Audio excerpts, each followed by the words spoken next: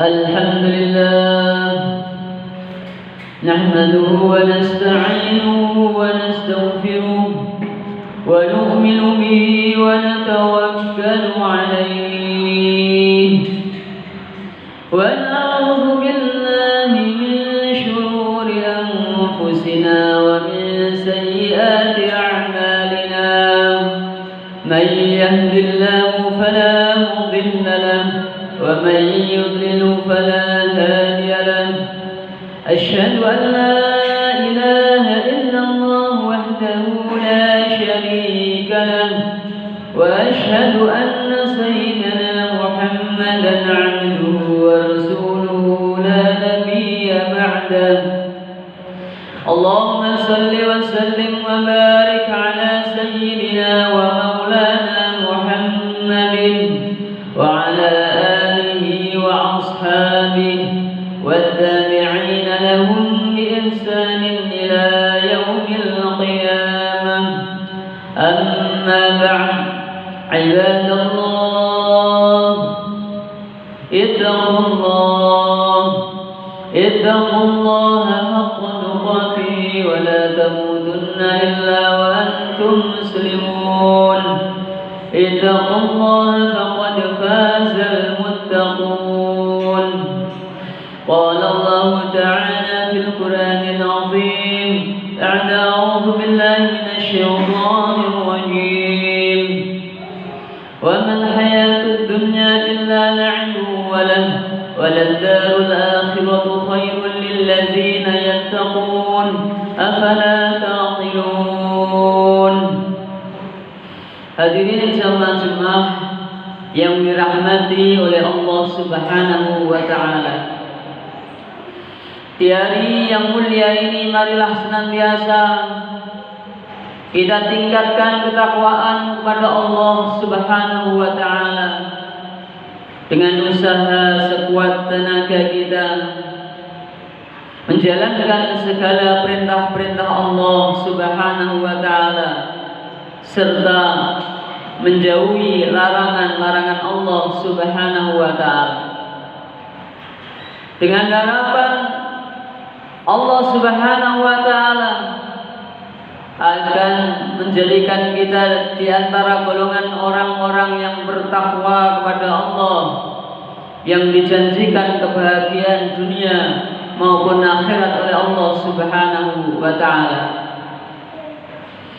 Tak lupa marilah senantiasa kita ucapkan syukur alhamdulillah kehadirat Allah Subhanahu wa Ta'ala, di mana hari ini Allah Subhanahu wa Ta'ala melimpahkan rahmat taufik hidayahnya kepada kita sehingga kita bisa duduk bersimpuh menghadiri seruan Allah Subhanahu wa Ta'ala. Hadirin jamaah yang dirahmati oleh Allah Subhanahu wa Ta'ala, dikisahkan ketika perang Khandaq, saat itu Madinah Munawwarah dikepung kaum kafir Quraisy, di mana kaum musyrikin bersekutu dengan orang-orang Yahudi yang mana mereka berjumlah antara 10 sampai dengan 15.000 pasukan. Sedangkan kaum muslimin waktu itu di kota Madinah hanya berjumlah sekitar 3.000 saja. Maka Rasulullah SAW beserta para sahabat memiliki strategi baru, yaitu dengan menggali khandaq atau parit yang mengelilingi kota Madinah. Maka ketika sahabat bersusah payah menggali parit yang mana kaum musyrikin dan orang-orang Yahudi yang memiliki tekad untuk meluluh lantahkan kota Madinah, untuk menghancurkan umat Islam, untuk menutup peradaban kaum muslimin, maka para sahabat saling bahu membahu menggali parit Maka ketika para sahabat menggali parit, ada sebuah batu yang besar yang para sahabat tidak mampu untuk memecahkannya. Maka para sahabat mengadu kepada Rasulullah sallallahu alaihi wasallam, dan Rasulullah sallallahu alaihi wasallam dengan tangan yang mulia beliau, maka beliau turun ke parit, beliau memukul batu yang besar tersebut. Maka pada pukulan yang pertama, beliau memukul batu dengan mengucapkan Allahu Akbar, dan Rasulullah memberikan kabar gembira, saya melihat istana Persia. Allah akan memberikan kemenangan kaum muslimin atas Persia yang menjadi negara adidaya waktu itu. Kemudian beliau memukul lagi di sepertiga yang kedua, terpecah batu, dan beliau memberikan kabar bahwasanya kaum muslimin akan mengalahkan Romawi. Kemudian yang terakhir, beliau memukul dan mengucapkan Allahu Akbar dan memberikan kabar gembira para sahabat bahwasanya kaum muslimin akan membuka Yaman. Hadirin jemaah-jemaah yang dirahmati oleh Allah Subhanahu wa taala, dalam kondisi tersebut perut Rasulullah sallallahu alaihi wasallam diikat dan diganjal dengan batu, dikarenakan Rasulullah dengan para sahabat 3 hari mereka belum ada makanan yang masuk ke dalam perut mereka, sehingga perut Rasulullah SAW ditali dan diganjal dengan batu. Maka Rasulullah SAW mendoakan, Allahumma la aisha illa aishul akhirah. Tidak ada kehidupan yang sejati, kata Nabi. Tidak ada kehidupan yang sesungguhnya kecuali kehidupan akhirat. Ya Allah, berikanlah pertolongan kepada kaum muhajirin. Ya Allah, berilah pertolongan kepada kaum ansor. Maka dari sabda Rasulullah sallallahu alaihi wasallam memberikan pelajaran berharga bahwasanya kehidupan kita yang sesungguhnya adalah kehidupan kita di akhirat kelak. Dikarenakan kehidupan kita di dunia hanya kehidupan yang sementara saja, maka Rasulullah suatu hari bersabda kepada Sayyidina Umar, kun fid dunya ka'annaka gharibun aw 'abiru sabil. Sabda Nabi pada Sayyidina Umar, wahai Umar, hiduplah kamu di dunia seolah-olah kamu sebagai seorang pengembara atau seorang musafir yang mengadakan perjalanan. Maka suatu saat tentu seorang musafir, seorang pengembara akan kembali ke kampungnya, ke rumahnya.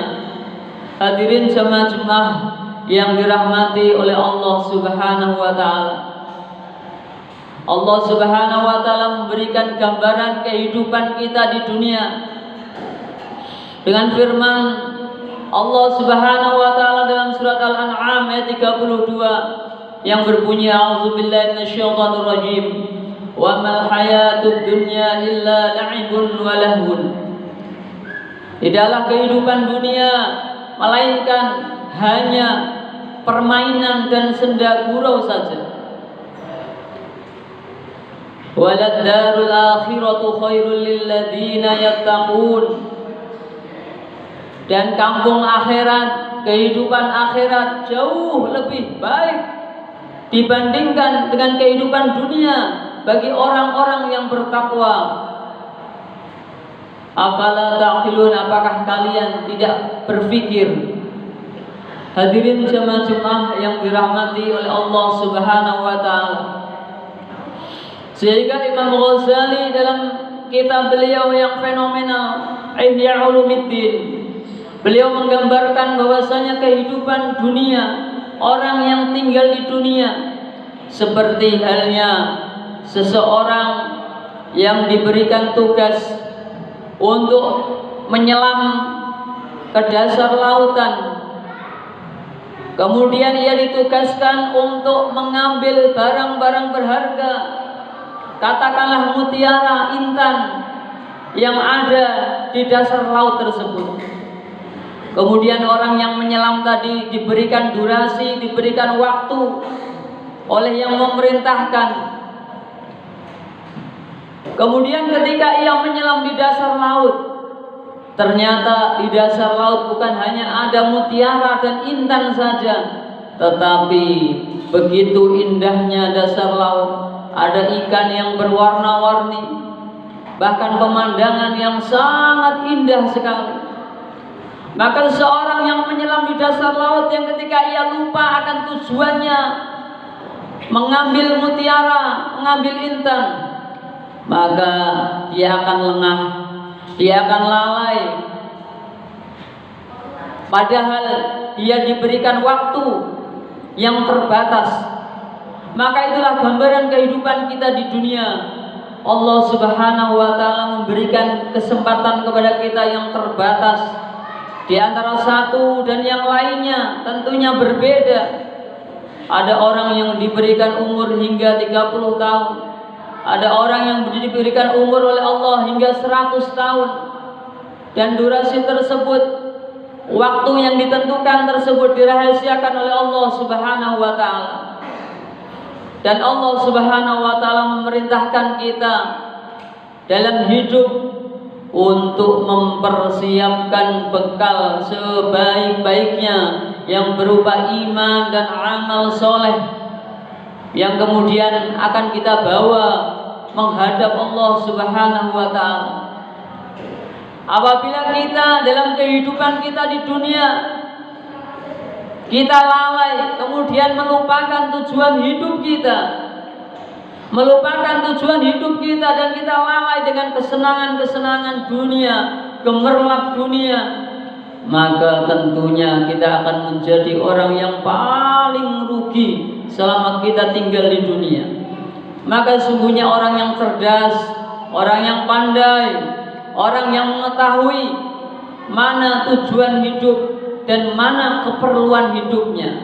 Keperluan hidup harus kita tunaikan, akan tetapi jangan sampai kita melupakan tujuan hidup kita. Jangan sampai kita melalaikan tujuan hidup kita. Hadirin jemaah-jemaah yang dirahmati oleh Allah Subhanahu wa ta'ala, dalam sebuah tamsil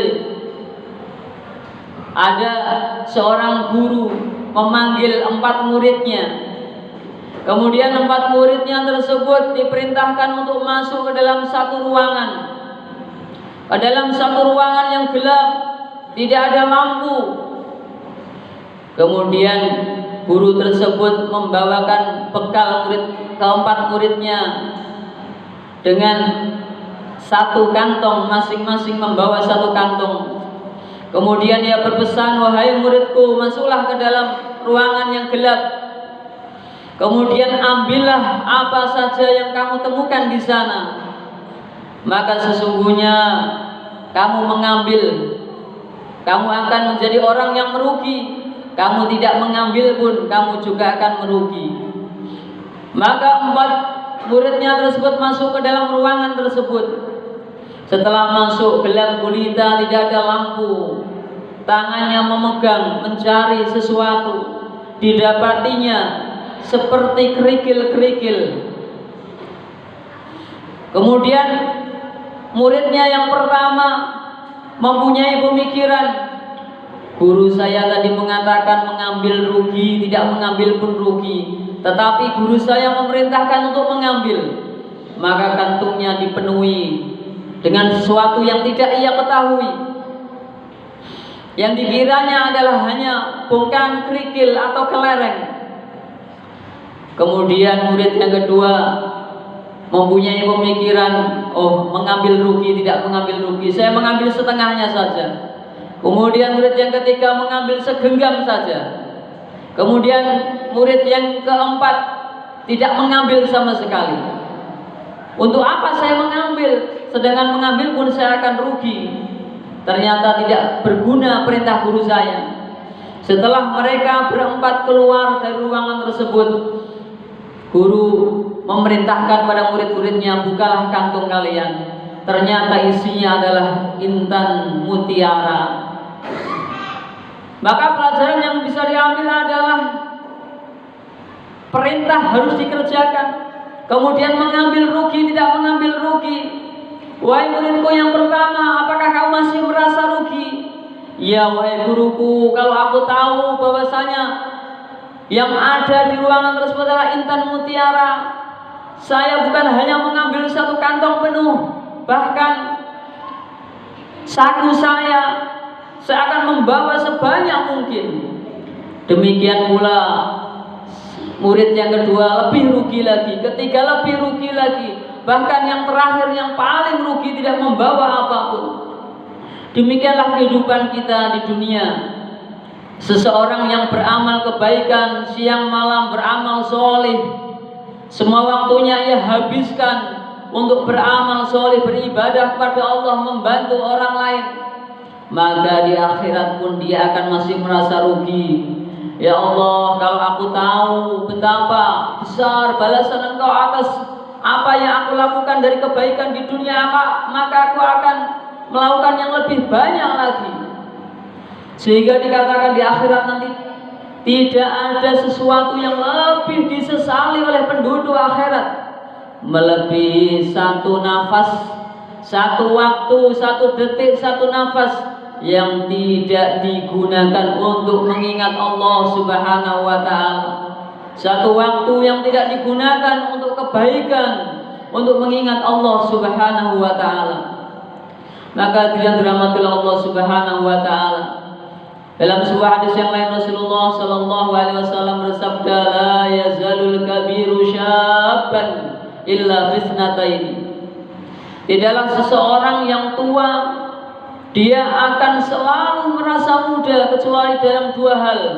Yang pertama fi hubbid dunya, dalam cinta dunia, dan yang kedua wadulil amal, dan panjang angan-angan. Maka selama seseorang masih hidup di dunia, tentu walaupun umurnya sudah tua renta, masih ada sifat cinta dunia dan panjang angan-angan. Sehingga suatu hari Rasulullah SAW menggambarkan satu kota, kemudian beliau berikan garis pendek-pendek dan garis panjang yang melebihi kota tersebut. Kemudian Rasulullah bersabda, garis kota ini adalah batas umur manusia. Kemudian garis yang melebihi batas sampai keluar melebihi batas kota adalah angan-angan manusia. Terkadang manusia berangan-angan, bercita-cita, ternyata angan-angannya, cita-citanya melebihi batas umurnya. Mudah-mudahan Allah Subhanahu wa ta'ala senantiasa menjaga kita, memberikan taufik hidayah kepada kita, sehingga kita bisa menjadikan dunia kita, kesempatan kita di dunia, apapun yang Allah berikan, titipkan kepada kita, bisa menjadi perantara kita semakin dekat kepada Allah Subhanahu wa ta'ala, bisa menjadikan perantara kita dicintai Allah Subhanahu wa ta'ala, dan menjadi perantara kita diridhoi oleh Allah Subhanahu wa ta'ala. Amin amin ya rabbal alamin. A'udzu billahi minasyaitonir rajim. Bismillahirrahmanirrahim. Wal 'ashr. Innal insana lafi khusr illa alladzina amanu wa 'amilus solihati wa tawasaw bil haqqi wa tawasaw bis sabr. Barakallahu fil Qur'anil azim wa nafa'ani wa iyyakum ma fi minal ayati wa dzikril hakim wa taqabbal minni wa minkum tilawatan wa sami'al alim wa qur rabbi firhamhum wa anta khairur rahimin.